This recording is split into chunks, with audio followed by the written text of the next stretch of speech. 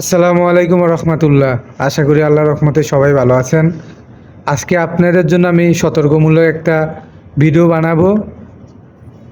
বিশেষ করে রিসেন্টলি খুব বেশি জাল টাকা ধরা হচ্ছে। আজকেও এক দোকানে মারামারি লাগছে, এটা নিয়ে আল্লাহর রহমতে সমাধান করে দিয়েছি। এ কারণে আমি মূলত ভিডিওটা বানানো, সেটা হচ্ছে জাল টাকা চিনার অনেকগুলো পদ্ধতি আছে, কিন্তু রিসেন্টলি যে জাল টাকাগুলো আসছে বাইরের থেকে, যেভাবে হোক এটা নিয়ে আর কথা বলতে চাচ্ছি না। এগুলো মোটামুটি সেম সব কিছুই, কিন্তু দুই একটা জিনিস তারপরেও ব্যতিক্রম। সেটা হচ্ছে কি, যারা তদন্ত করে, যেমন আমরা তদন্ত করতে গেলে একটা জিনিস দেখি, যারা খুনি ওরা একটা না একটা ইস্যু রেখে যায়। এখন আমি আপনাদেরকে কয়েকটা সহজ বুদ্ধি বলে দেই। শেখ মুজিবের ছবি এখানে আছে, এভাবে দেখলে ভালো করে দেখেন, এইখানে দেখা যাচ্ছে, এখানে 500 টাকাও দেখা যাচ্ছে। এটা গেল ওয়ে।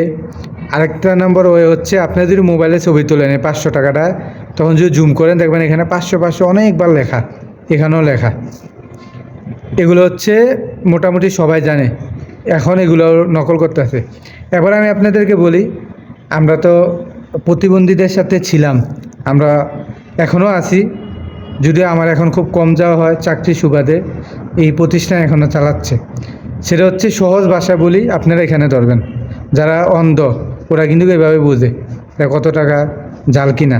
এই যে দেখেন না, এখানে 1 2 3 4টা, এই 4টাতে দেখেন কয়টা গোল, গোলের যে লেয়ার আছে মাত্র 3টা।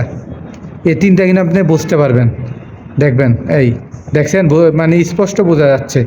এরপরে দাগগুলো স্পষ্ট বোঝা যাচ্ছে। আপনি দেখবেন ব্যাংকের কর্মকর্তারা অনেক সময় জাল আইডেন্টিফাই করতে না পারলে এরকম করে, ছ্যাপ দিয়ে এরকম করে দেখে, যে ইনশিওর হয়। তারপর এখানে আমাদের বাংলাদেশ ব্যাংকের লোগোটা থাকবে, এই দেখেন দেখা যাচ্ছে। আমি জাস্ট আপনাদেরকে সহজ মাধ্যম বলে দিচ্ছি, আপনারা খুব তাড়াহুড়া করলে এভাবে ধরলে বুঝতে পারবেন যে 4টা স্পষ্ট বোঝা যাচ্ছে। সতর্ক থাকবেন, বেশি বেশি করে শেয়ার করে দিবেন, আরেকজনকে জানানোর সুযোগ করে দিবেন। এগুলার থেকে সবাই নিরাপত্তা থাকবেন। বিশেষ করে আমার আম্মু এগুলাতে ধরা খাইছে, এ কারণে আরও ভিডিওটা বানানো। ধন্যবাদ। আসসালামু আলাইকুম রহমতুল্লাহ।